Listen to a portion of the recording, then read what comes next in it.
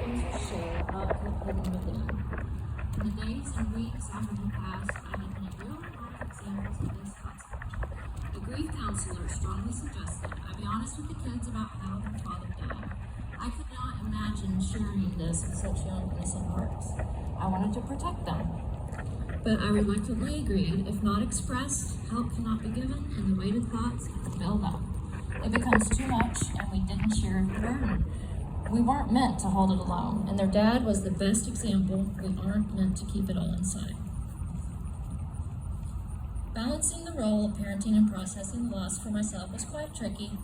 Who has the time or energy to process such overwhelming circumstances? I just wanted to keep the daily routines going for the boys, create some sort of new stability. But those heavy feelings within myself kept gnawing on my insides. And over the next months, art became the tool that guided me forward. You see, I had continued to study art throughout college and dabbled in some photography and painting throughout my married life and motherhood, but just mainly as a hobby. But because of this interest, I had a precious collection of photos capturing special moments between the boys and their dad. I decided I would use these reference photographs to create each boy their own painting representing their unique bond with their dad. I wept, I raged, I prayed. After each paint session, I felt exhausted, but also hopeful. So I continued to paint with much more frequency. And it was somewhere in the middle of this period of hurt and pain that I discovered the beauty of drip art. It became a visual representation of what was happening within me. Many of the drips out of my control, and that was okay. The outpouring of pain and grief surprisingly presented itself as beauty.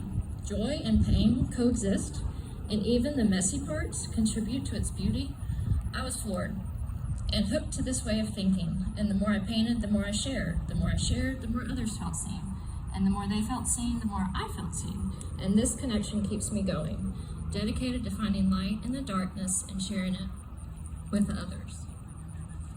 The losses continue in so many ways as life goes on. Each graduation, romantic heartbreak, and new stage in life requires a processing of grief and loss for the boys and I. And through the practice of sharing those feelings, our relationships grow closer, making the foundation of support deeper.